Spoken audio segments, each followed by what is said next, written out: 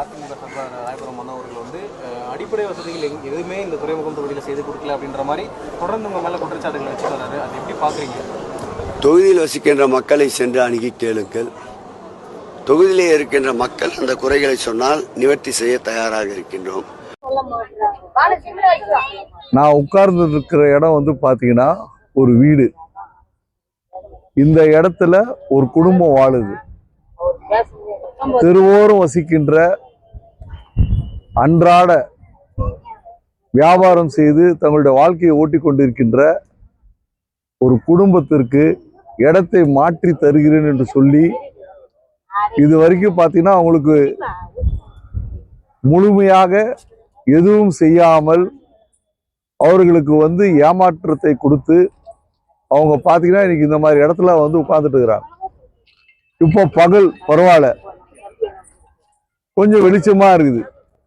நீங்க இரவுல நைட்ல வந்து இந்த இடத்த நினைச்சு பாருங்க, எப்படி இருக்கும், எப்படி இந்த 60 பேர் வாழ முடியும் இந்த மாதிரி இடத்துல. சேகர் பாபு சிஎம்டியினுடைய அமைச்சராக இருக்கிறார். ஏறக்குறைய 4000 கோடி ரூபாய் சிஎம்டியுடைய பணத்தை எடுத்து வட சென்னையினுடைய வளர்ச்சிக்கு சொல்லி அவர் சொல்லியிருக்கார். ஆனால் நீங்க துறைமுக தொகுதியில பாத்தீங்கன்னா அதிகபட்சமா ஒரு 5000 இல்ல 4000 குடும்பம் தான் இந்த தெருவோரம் வீடு இல்லாதவர்கள் இருப்பாங்க. அவங்களுக்கு முழுமையாக அந்த பணத்துல அவங்க வந்து பண்ணி கொடுத்துருக்கலாம்.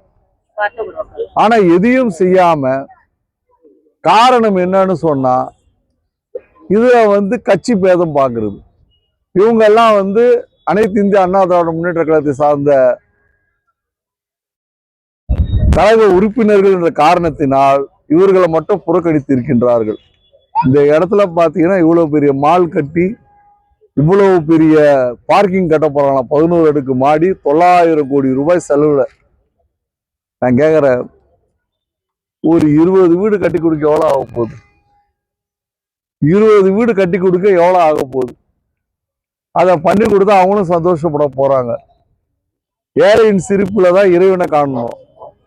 ஆனா இந்த ஆட்சி என்பது, இந்த அமைச்சர் சேகர் பாபு என்பது உண்டியல் பணத்தையே திருடுகின்ற அளவிற்கு அவர் வந்து அவருடைய மனப்பக்குவம் இருக்கிற காரணத்தினால் மக்களுடைய பிரச்சனையை அவர் புறக்கணிக்கிறார்.